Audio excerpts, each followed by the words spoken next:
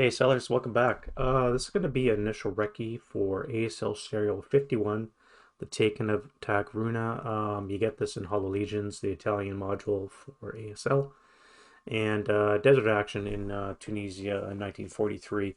The scenario basically is some elite and outnumbered Maori New Zealanders trying to take a hill from some entrenched Italians. Scenario background. As part of the 8th Army's first attempt to crack the Infidaville line, the 5th New Zealand Infantry Brigade was ordered to capture the key observation point of Takrouna, which is a small village atop of a hill, 600-foot hill, surrounded by cliffs, and defended by troops of the 101st Trieste Motorized Division. The New Zealanders made a night attack and enveloped the hill on both sides, but only on the eastern side did they gain much ground. And after suffering some heavy casualties, they were able to gain a foothold at the base of the hill. The capture of Takrouna seemed impossible, but the Maoris regrouped and with balanced determination began working their way up the slopes of the rugged, heavily defended feature in the early hours of the morning. So that's the premise of the scenario. For the scenario itself, the Italians are defenders, obviously, and they can set up anywhere on the map board, which is only half of map board 25. We'll get into the SSRs and the overlays and such, but there's the peak of the hill is right here, and the Italian defenders can set up anywhere on the map. However, if they're between rows 8 and 10, they can only set up on these level 2 or higher hills outlined in pink on the screen there. The scenario is a bit different than most, whereas the attacker actually has half the number of the defenders. Normally it's the other way around. It's a 2-to-1 advantage for the Italians. Of course, they're lesser quality troops, which will definitely play into it. And the Maoris, being Anzac troops, are considered elite. Scenario Archive gives a scenario rating of 6.24 based on 25 votes. Dave and I did play this one already, and it seemed quite interesting. But I think we're going to rank this probably between the 6 and 7 as well. We'll get into that. Also, the win-loss ratio for the Italians goes from 90 to 63, so it's definitely favors the Italians in this, and that's over 153 plays. And Scenario Archive also records the raw data as well. So 153 plays, and it's a 90 to 63 win-loss ratio for the Italians. Things to bear in mind before we get into the scenario. There's going to be a couple things that, if you're new to ASL, you definitely need to get a grasp on is prisoners. You're going to have a lot of prisoners. And climbing rules. Make sure you're up on your climbing rules and how they apply in play.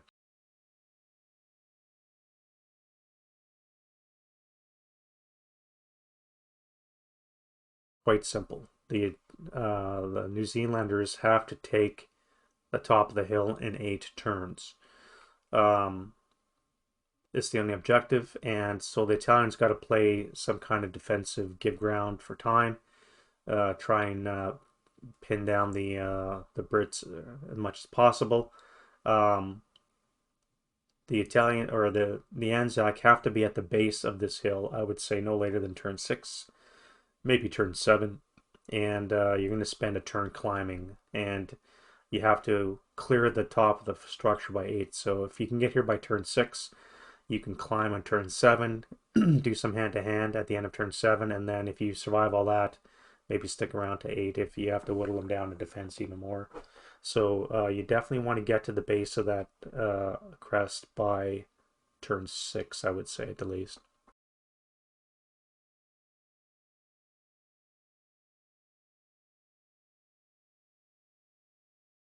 All right, looking at the scenario and the special rules. First, let's look at the map. So, as we said, the scenario only uses half of board 25, which is the hilly desert board. Again, available in Hollow Legions. You only use rows of R to GG, so half of it. And there's only one overlay, and that is the stone village at the top of the hill. Excuse me. You just plop that overlay down. Remember, if you're going to cut out the overlay on a physical map, that you should have the cliff lines visible, so make sure you cut outside the cliff lines. And you plop that down. Now that overlay X1 represents a tight cluster of single-story stone buildings, obviously surrounded by the cliffs. The terrain effect modifier of the village is +4, given the construction and the density. So it's very robust. It's a fortified building location in essence, if you want to think of it that way. However, any small arms fire, that means your inherent firepower from your Italian squads is reduced to area fire. So your support weapons are not affected. Your LMGs, medium, and your mortars can all fire unhindered, but any squads firing out of that location will be firing at half firepower. Um, Speaking of vantage points, again, we'll get into this when we get to the Akoko factors, but it's the only level 4 hex on the whole map, and therefore gives you good vantage for the whole map. So this is probably a good site for your medium and your mortars. Just bear in mind that if the Brits get their mortars on action, they're going to be firing smoke, and they'll shroud the hill in smoke, and then you're going to be ineffective. So it's just something to bear in mind. But barring smoke, it's an excellent vantage point, +4 terrain. So you're going to have probably 1 or 2 squads there by the end of the turn, maybe some support weapons, and you just have to endure any kind of ANZAC fire that comes your way. The scenario, as we said, is 8 turns, and that gives ANZAC some time to shoot up the Italians before actually charging up the hill. You'll see this when we get to the Yokoka again, that there's a lot of open ground, and while the Italians do have low firepower, it's still a -1, -2, even with dust. Well, not counting the dust, which we'll get into. So there's a good chance that you're going to be pinning or possibly even breaking the Brits if they start charging up the hill in the open ground. So if you can spend a couple of turns suppressing the Italians, they'll probably break easy. It'll make your job that much easier as a Anzac attacker. So we have 2 SSRs for the scenario proper. The first one is the map adjustments, which we already talked about. EC are dry and there's no wind at start. Again, wind won't really play in unless smoke starts to appear, and then it will only help the attacker as he shrouds off more of it, although it could possibly hinder depending which way it blows. If it blows east into the attacker's faces, then it's probably to the benefit of the Italians. Speaking of smoke, you want to smoke it off as an Anzac player. However, you're also offering them more protection. So aside from having a +4 stone protection, plus dust, which could be a 1, 2, or 3, you're also adding smoke. So it's going to be impossible to hit them if you fire them off with smoke. However, it does give you the advantage of being able to approach without being shot up. So again, you have to weigh the balance on how you want to do that. So the SSRs, again, besides the overlay X1, there's also 2 stone houses. So these crags in AA4 and BB4 are actually single-story stone houses. There's no overlay per se for that. You can use, there is a single stone overlay, but it's colored with the level 0 desert. So looking on top of a hill, and it covers the whole hex. So you can see that there's a bit of a crest line in BB4, and there's another one in AA4 as well, which would be blocked off if you use those ones. So a simple vassal label will probably suffice for most people. And then finally, there is moderate dust in effect.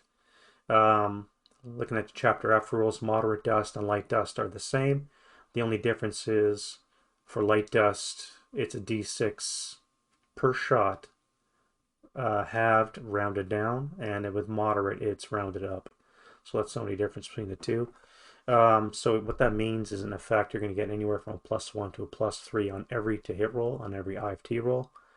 So it's going to definitely impact the Italians because, again, they got low firepower, and even fire grouping with your 4 firepower, 6 firepower shots, maybe you're still looking at a minimum +1. So if you can, as an Italian, tag the Brits while they're moving in the open, So much the better. The Anzac side of that is because you have heroes and a 10-2 leader, you'll be less affected by the dust. You'll have to worry about height advantage and or entrenchments from the Italians, but you'll definitely have an easier go, not to mention your 4 firepower. So give yourself an LMG and you're looking at a 6 firepower attack, maybe with the hero, and you can get an easy flat firepower attack. Reminder about moderate dust does not negate FFMO, and it does not stop interdiction. However, regarding interdiction, you make another dust die roll, and that's added as an inverse modifier to your morale check. So, excuse me, you're going to get either a -1 or a -3 to your morale check. So it's much easier to make, but you can still be interdicted in this game. SSR2 again deals with this overlay X1, and it basically allows the Italians only to infiltrate up the top of the hill and retreat down to BB4. This represents a tunnel that was hidden that the Anzac never found, but Italian defenders kept appearing on top of the hill, so they assumed there's a tunnel somewhere, and only the Italians are able to use it. Now, the way that works is one squad and any SMC stacked with it can attempt to move up and down the hill per route phase or advance phase. So only advance phase and only route phase. If you use advance phase, you're using advanced versus difficult terrain, which means you're going to be CX at the top of the hill. So bear that in mind if you send in an Italian into close combat to fight off the Anzac when they're on top of the hill. You will be CX when you move into close combat. Conversely, if you're routing away because of adjacent units, you can make it normally using low crawl 1 hex. You can't run away to A4, you can only move 1 hex to BB4. So if there's any Anzac soldiers in A6, BB6, or CC6, for example, and they're pushing you away, you have to retreat to BB4, otherwise you'll be eliminated for failure route because you can't stay on top of the crest.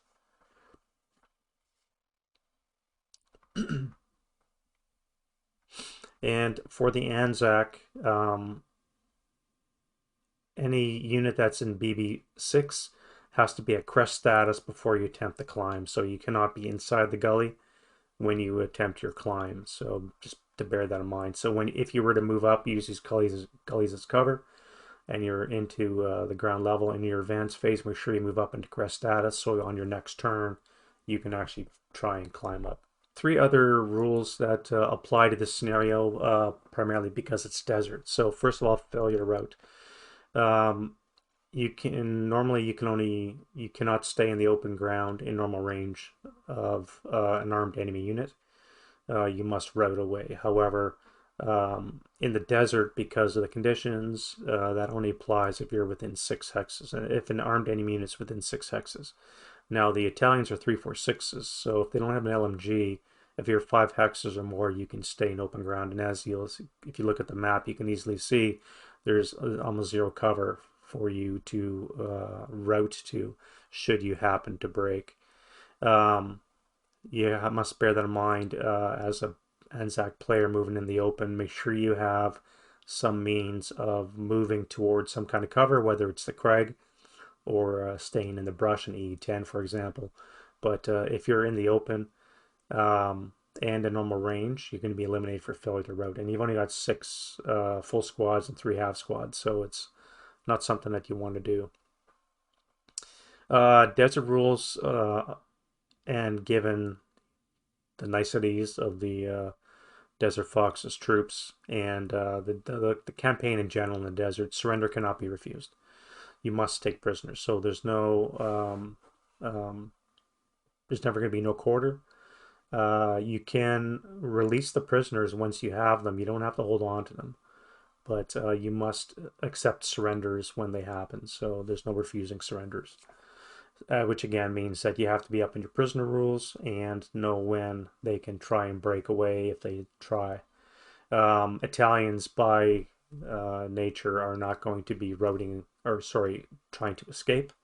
However, once or if they are released and they start scrounging for weapons, then they can start participating as per normal.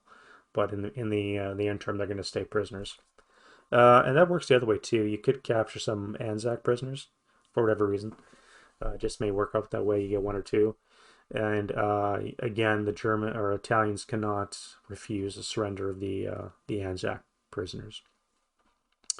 There is Hamada terrain that's represented by these little brown dots, splotches on the map. It's considered open ground. The only vehicle or movement that's affected is with vehicles. And typically that's your unarmored wheeled vehicles, given the rough, broken nature of the ground. However, for infantry, in this particular case, there's zero advantage. It does not negate FFMO. It's open ground, and it does not negate interdiction in itself. So, again, don't depend upon the Hamada for any kind of cover.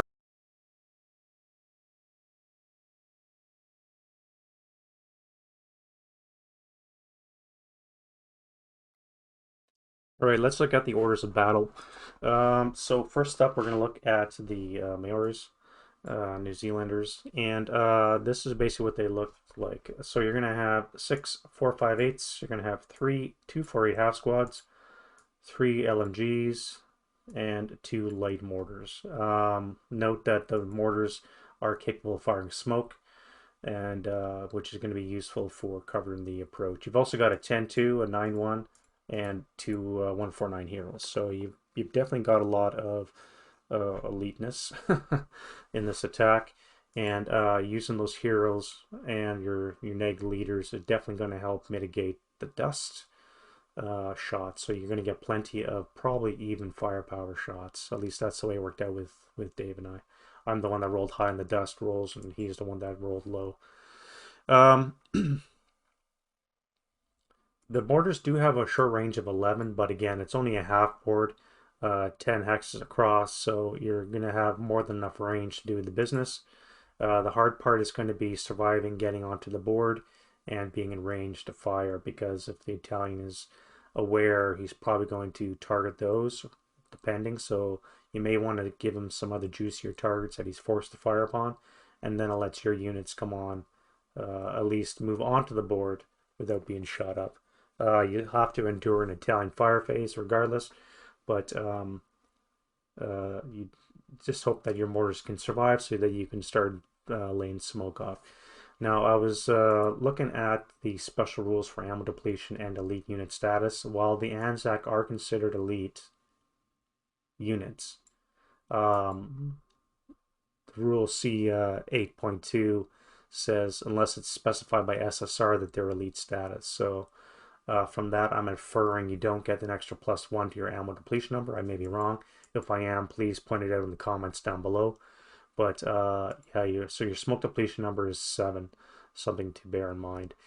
These can come on dismantled as well. Right now they're 4 portage points, so if you bring it on dismantled, it's only 2, and that allows you to move a little bit quicker. If you wanted to move more than 1 hex, for example, you may want to do that, depending on how the Italian's set up, which again we're going to get into. Reminder that all British first line and elite units do not cower. So while you have plenty of leadership, you're not going to be cowering. So that's going to be great. Again, the Anzac in this scenario definitely have the advantage in firepower. The squads are stronger, and they don't cower. So just bear that in mind.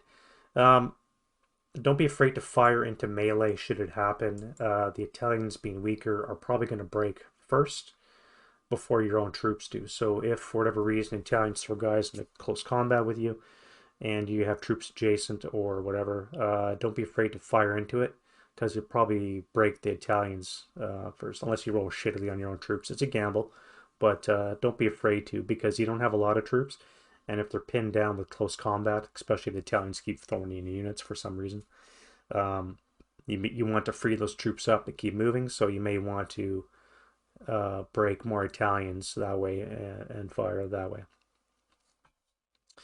Being elite British, so for heated battle rolls, you always get a base -2, mitigated by other things being broken. But -1 for being British and -1 for being elite in any kind of heated battle rolls. So your rolls are going to be really good.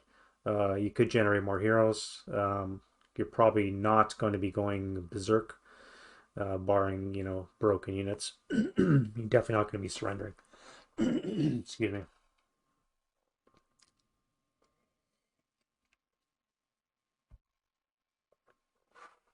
Finally, being Anzac, all your units except for conscripts are stealthy. So there's not much ambush terrain except for the stone houses up in the west side and, of course, the village on top of the hill. So if you ever get into that location, you will be stealthy. Remember that you get a -1 in your ambush die roll. You throw in another leader or you're like your 10-2, for example, and you could get a -3 in your ambush die roll, which could be really good. Uh, Lastly, there's going to be, as I said before, there's no rally terrain on the east side. The only rally terrain is these stone buildings on the west side, which are obviously far side of the hill, no good to you. So you're basically, if you break as an Anzac player, you're going to be stuck on the edges of the map. Hopefully, you're not in the normal range of enemy units. Remember, you have to be within 6 hexes of an armed enemy unit to be eliminated for failure to route. So if for some reason the medium or even a light is up here, that's normal range, 6 hexes away. It's a nice radius around that. If you're in the open, you're going to be eliminated. So try and move into some kind of cover where at least you'll not be eliminated. All right, let's look at the Italians. Italian defenders are 12 3-4-6 squads and 2 half squads. Remember that Italians cannot deploy, uh, but they're giving you 2 half squads to use. I used them as mortar crews. It seemed like a good use for them. 1 firepower that's not going to do anything with dust and all the rest of it. So putting them with a support weapon is probably your best bet. You've also got 2 leaders, a 9-1 and an 8-0, and 3 LMGs and 1 medium. You've also got 5 1 squad foxholes that you can use to help with your defense. Remember, either height advantage or the foxhole, you cannot claim both. Um, so you do have cover on your side to prevent too many casualties coming in. Well, to mitigate the casualties that are going to happen when the Anzacs start firing on you. In terms of placement, the 8-0 is probably going to be your rally guy, so putting him back in BB4, for example, as a destination for units to route to, and then you can bring him back. He serves no purpose forward because he's only an 8-0, and he doesn't give you any modifiers to firepower, so I would probably place him in the back somewhere, and again, just use him to rally your troops. Your 9-1, however, a good spot might be on top of the hill with the medium or somewhere forward, depending if you worried about being smoked off. When I played Dave, I had him set up in AA8 with the medium, and with the belief that Dave's going to bring his mortars on, he's going to smoke off the hill. So why blind myself right away? I'm just going to come forward as much as possible and shoot up his troops. But again, it depends on how you want to play that. Yeah, Italian units, non-elite Italian units are always considered lax. So again, this only applies in close combat and ambush. And again, there's minimal ambush terrain, except for those stone houses and of course the top of the hill. Uh, that's first and conscript squads only. Now, if you're lucky enough to have battle hardened to an elite status, obviously that won't apply to you. So remember the difference, and don't don't forget that. Italians get a +3 to your heated battle roll, which means more than likely on a 7 or more, you're going to be surrendering and or possibly going berserk. Um, First line of conscript squads will always surrender on a 10 or more. So you're penalized twice. One is because you're being Italian on 10 or more, you surrender, and you also get a +3 to your heated battle rolls. So again, you're going to be on a 7 or more, you're going to be surrendering to an adjacent unit. Um, Given the low firepower, most squads are only threes, and the 4x range it might be feasible to send your units into close combat just to pin down the larger or the stronger British units. With the modifiers for dust, for cover, it might be hard for your 2 firepower attack to do any damage. So pinning them down in close combat will delay their attack that much more. Again, you have to be judicious in how you apply this because you're going to get wiped out in close combat. There's no question about it. But if you can get a 2-to-1 advantage or a 3-to-2 advantage, you could pin them down a little bit longer, maybe whittle them down at the expense of losing your own troops. Remember, your troops are weaker, so if he's so inclined, he's going to be firing into close combat and shooting you up. So it might not be a good idea, but it remains open as an option to throw your troops in because you outnumber them 2-to-1. So you can afford to lose some of your squads.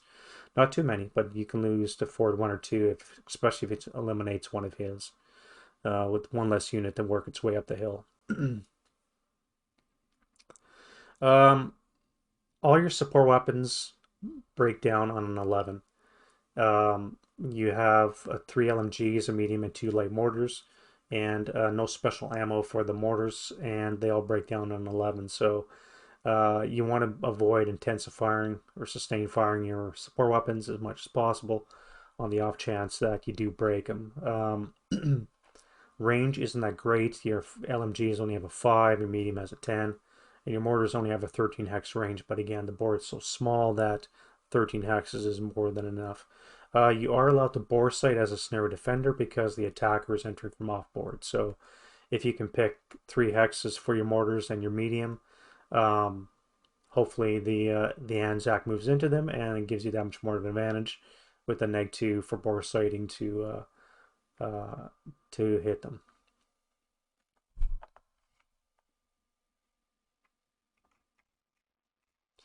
Italian defense, while you do have 12 squads and 2 half squads, you are going to have to cover the whole board. You cannot just sit on top of this hill and defend it. You must have some troops in this location. You must have some kind of forward defense line to break them up as much as possible. You should have something over here just so that you can avoid an end run. You're going to be spread out to a fair degree. And while most of your troops will be concentrated around the center area, you will have to detach some to this side here, where their whole purpose is to prevent any Brits from coming up this way. These guys here, again, like I said, come up this gully. If they can make their way into this gully, it's a nice covered approach. In 2 turns, they can reach the base of the hill once they enter the gully. So turn 1, they move to G4, advance into the gully, and then it's 2 turns of moving uphill in the gully, and they're at the base of your hill by turn 4, ready to climb. So you must have something on the edges to cut them off as much as possible. So 2 more points then about the Italians. Again, your ELR is 3, and but you only have a 6 morale for your troops, which means more than likely you're going to break 50% of the time, again, depending on how you roll. You start tacking on 1 checks and 2 checks, and you're more than likely going to be breaking. So again, having an 8-0 back, ready to receive any broken units, you do have the advantage of being not shot at on the hill if you can get to this far, to retreat back to here. Troops on the south flank are probably just going to stay there and die. They may have to retreat into the village to the west if they can reach it, just as a route objective. But the good thing about being the defender is you have the hill in the way of most of the shots, which means you won't be interdicted as you retreat and into cover. Again, you've also got 5 foxholes to go, and you're going to be using probably some crest status along the gullies, places like this where you can set up some kind of advanced fortification might not be bad. Again, I had my mortar up on the hill, and I had another one down here. Spread everything out. I had a medium in this location here, and then I had my lights spread out as well to offer some kind of covered approach, defense against his approach. Yeah, again, crest status. Bear in mind when you have features like in Z6 where you have cliffs on either side of the gully, it's going to be hard for you to get into that location or climb out of it, because you're going to have to climb. And if the Anzac troops start getting on top of the hill, it's going to make your life really miserable. So you may want to avoid that. It's definitely going to slow down north-south movement, the central gully, as you have to traverse this gully hex. And the other way, of course, is to come all the way down here and try it that way, but obviously not feasible. You don't have the time for that. And on the north, you have this north-south gully, which is going to stop a lot of movement coming east-west, or at least slow it down.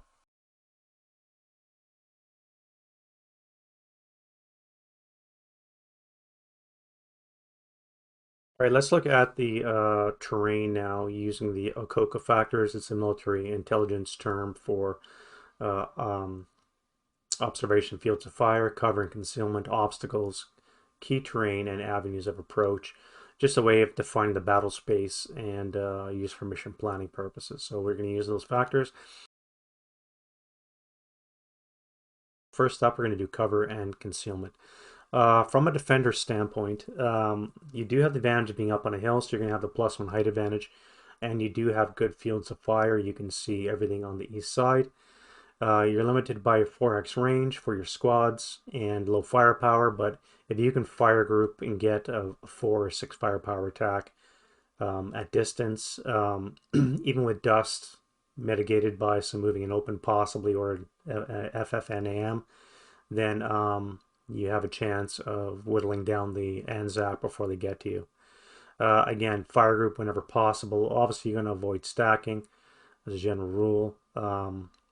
If you don't fire group, a 2 firepower attack with dust is just not going to be sufficient enough to get an attack. Typically, you're on the 2 table and you need like snake eyes with a minimum +1 for dust. You're looking at the best you can get is maybe a 1 check if you roll snake eyes. And of course, then you cower when you roll snake eyes. So, unless you're with the leader. So, having a fire group whenever possible, 2 squads adjacent is a best way to um, deny him gaining cover. Um, Again, you can set up anywhere on the map board as an Italian. If you're east of row 8, then you have to be up in a level 2 or a higher location. Again, those are lined in pink on the board. But you can basically center anywhere. So where do you want to set up? Again, you want to have a unit or 2 here, a squad or 2, maybe with an LMG. You want to have a squad here with an LMG, maybe a squad here as well, just in case he makes it past it. And the majority of your force is going to be in these locations here. You could be really far forward in this location, even this location, and just tag him as soon as he comes along and slow him down. Bear in mind, you're probably going to die, but your purpose is to deny him getting top of the hill. He has 8 turns, and the longer it takes for him to get to the base of the hill, remember, he has to spend a whole turn climbing just to get on top. The more you delay him, the easier it'll be for the Italians to win.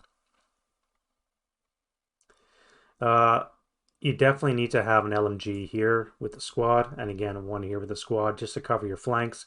If for whatever reason you don't, and he's able to get a fire base up on top of the hill, they have complete access to everything on top of the hill, including your rally points. Means all your routing is going to be interdicted unless you can come up behind the hill, and it's going to just ruin your day. So to prevent that easily, having a unit or 2 in this location, U7, U8, is almost required just to keep him from doing that. You could forgo that if you want and maybe just deploy as far south as this location. But again, once he gets into this location, he's covered, and you cannot let him get to the top, even though you're firing on a flat across. Again, his firepower is just going to whittle you away because it's so much stronger. So you must deploy something on the south and something on the east. North, sorry. Again, mortars. I had one deployed here and another one deployed here, which gave me good vantage points for everything. My mortars were ineffective because of the dust.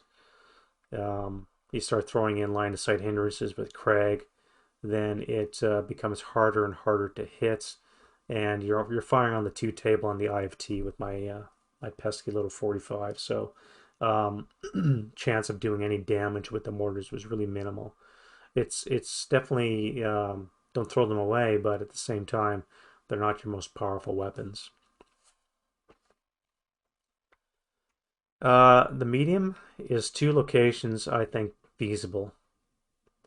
One is, again, where I had it deployed here because this gives you a good vantage point to everything that's approaching that whole sector. Again, once you fire, you're limited to that covered arc, but um, if the Anzac does not spread out too much, you could get lots of good shots.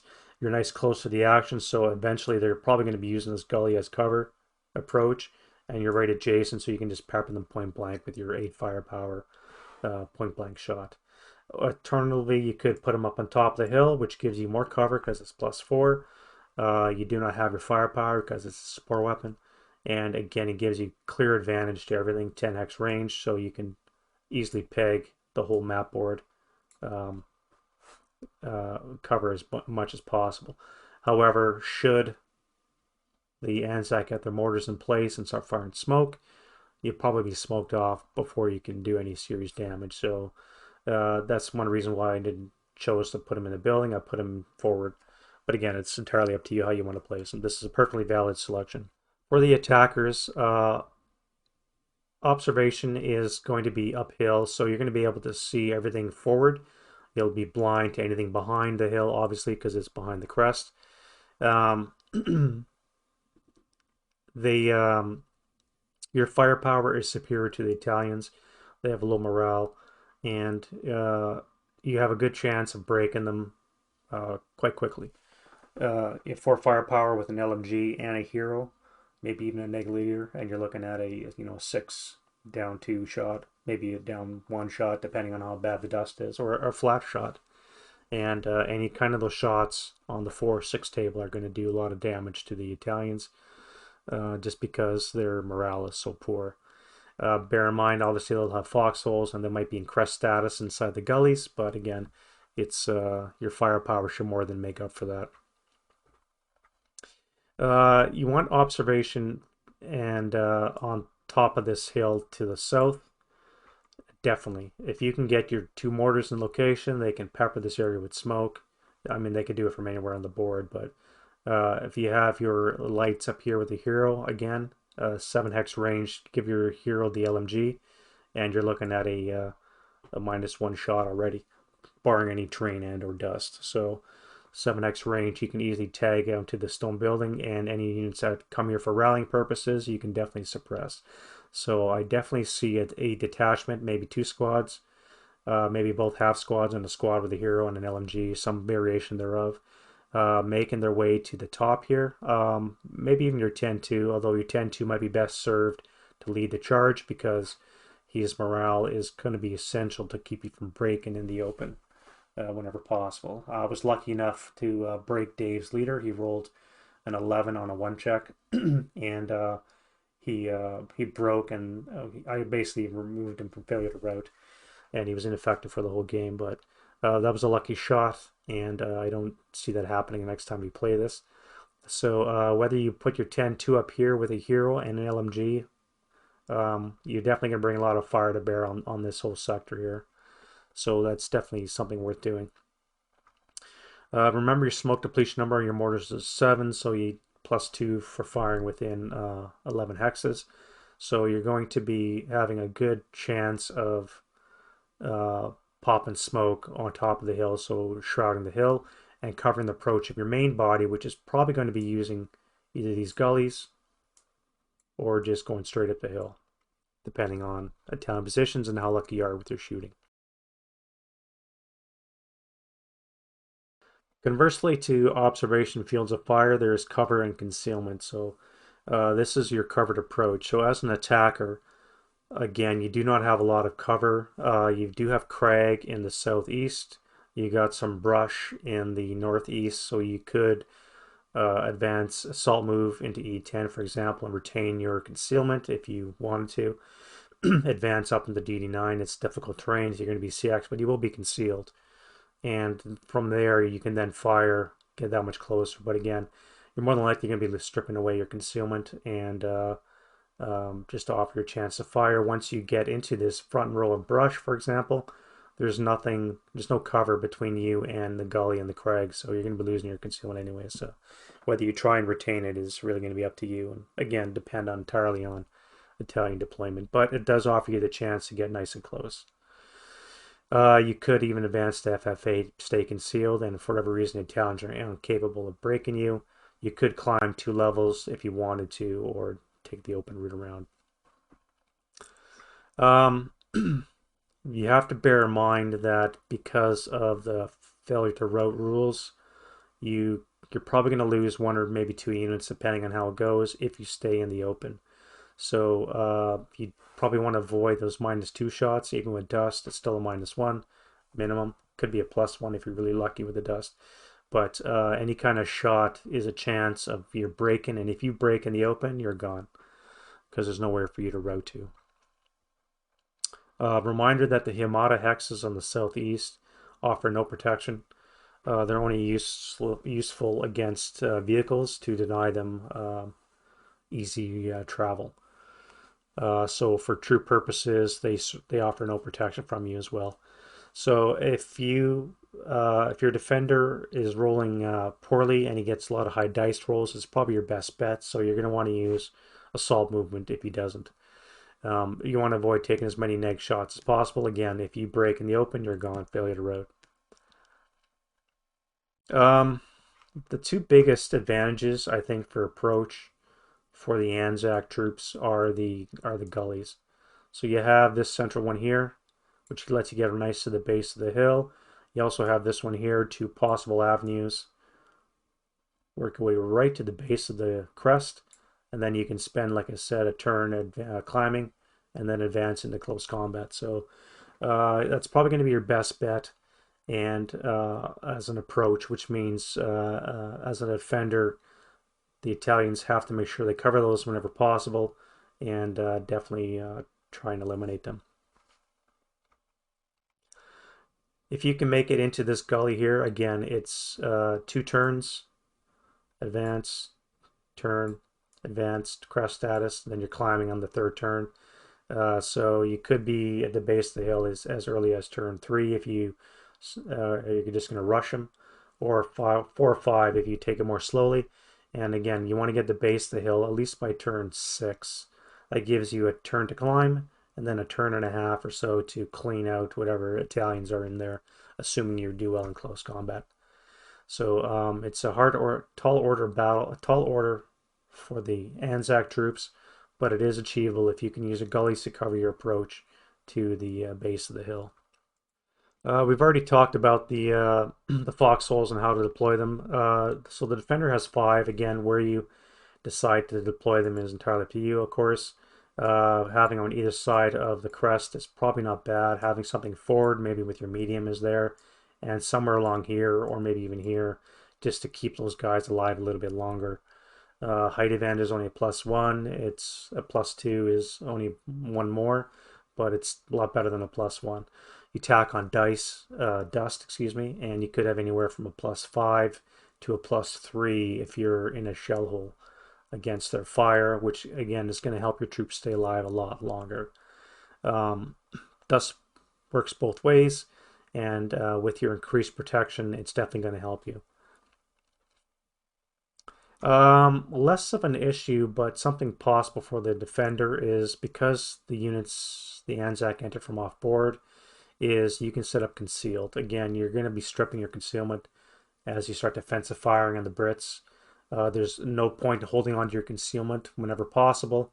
You have to start whittling down as soon as you can. If you can keep them broken or out of the crag in this open area to the east, failure to route will eliminate most of the troops and save you that much effort.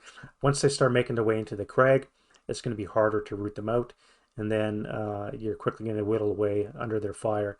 So you're not going to retain concealment as much as possible, but you do have the option of setting up concealed. So your fallback position is definitely going to be at the base of the hill. You probably should have at least a half squad and a squad in this location at some point in the latter half of the scenario. So if you can, don't put too many troops forward to the south. You want to have most of your force in this location over here, so that they can start retreating back whenever possible, make their way into the stone house, and then filtering up so you can avoid the climbing, although you could also climb if you so chose. But if you can have a couple squads in here by turn 5 or 6, again, depending on how the Anzac attack is going. For our first playthrough, it didn't go well for the Anzac, and they never even got close to the top of the hill. You don't have to, but if they start making their way into A6, BB6, CC6, for example, you definitely want to have troops on top. You cannot leave it undefended, because then you have to move into it, and they're going to be in defense, and it's just going to be impossible to root them out because they're going to kick your ass. All right, so let's look at the obstacles now. This includes anything artificial and natural. So obstacles could constitute smoke because the extra move hindrance to move through it. Again, your Italians aren't that strong, so even with leader and such, not that you have a lot of movement. I'm not going to say that. All right, let's look at obstacles, and this includes artificial and natural obstacles, of which there's no artificial ones. Nothing man-made has been put in. You don't have any wire or roadblocks to worry about. So all you have really in terms of obstacles, which are going to hinder things, are the hills, which require you to pay double move to go up them, especially with the crag. That's going to be 4 move. You're probably going to be CX if you advance into it. So it's going to be slow moving up the hill. And more importantly is the gullies. They prevent any real fast movement east-west or north-south and east-west. Just the nature of the beast, because you have to pay to go into the gully, then you have to pay to exit the gully, and you have to enter a higher elevation, maybe 2 higher elevations. It's going to suck up all your move just to move 1 or 2 hexes. So it really hinders movement, and that works for both defender and attacker. If defender has too many units located in the south area here, they have to somehow make their way over this gully system to, well, not that one, around this way, so they can fall back onto the hilltop, and just going to slow them down. And when the Anzacs start getting up on top of this hill, you're just going to be shooting them up, and it's going to be impossible. So again, as an Italian, do not have too many forces to the south. You must have some, just don't have most of your force. Most of your force, again, should be in this location over here, so you can easily fall back into defensive positions, provide cover for your hilltop.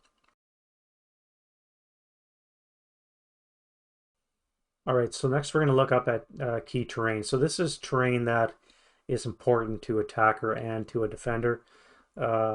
Key terrain has to be held and maintained at all costs. If it's lost, then you'll lose your advantage. For this scenario, the only real key terrain is the hilltop. And the 2 forward positions, one to the south and one to the north. If these 2 fall, then the Anzac can come in this way. The Anzac can set up a fire base in the south and just make your day a lot worse. Yeah, so key terrain for the Italians is definitely the hilltop, obviously, and those 2 forward positions. You must have something in those locations to prevent easy access for the Anzac. For the Anzac, what you're going to look for is basically the gullies. That's going to be your approach. Let's get a different color on that one. You want to use the gullies for covered approach to the hilltop to allow easy access. That's going to be for you. And you should probably set up a fire base in the south. Again, once you have your mortars and maybe an LMG with the hero here, you can easily bring cover fire to this location and cover your troops as they move in.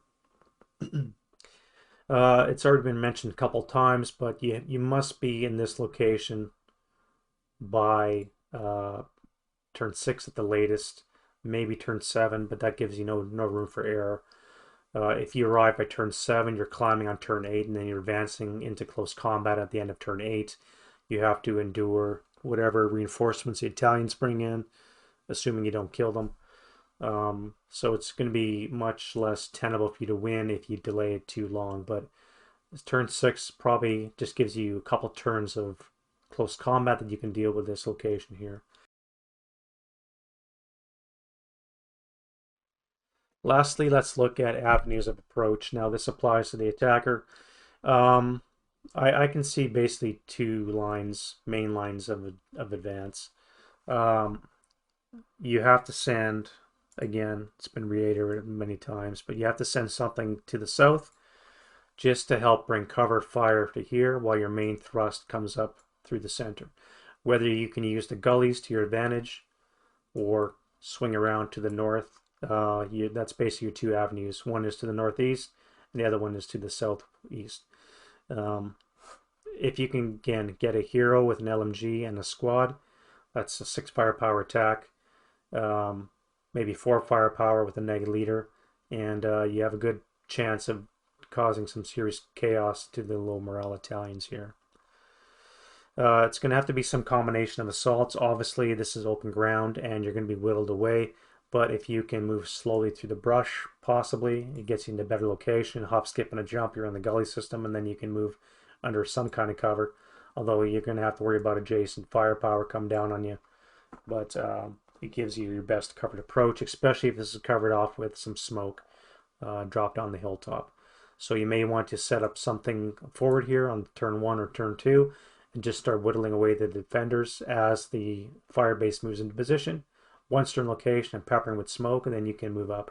Again, this is ideal, and you may not have this kind of advantage to do that kind of thing.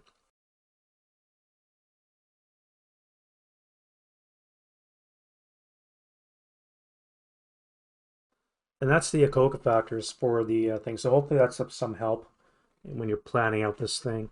It might be too in depth for most takes of the scenario, but hopefully I've outlined some key stuff for you to take on board, and might help you achieve a victory for the Italians or the Anzac. Again, the Anzac are outnumbered going uphill, and you have time against you. So the only bonus the Anzac have is you're facing some weak Italians while you're stealthy and elite yourself with a high ELR of 4. So you'll win the morale battles more than likely, but there is a chance that your troops might break.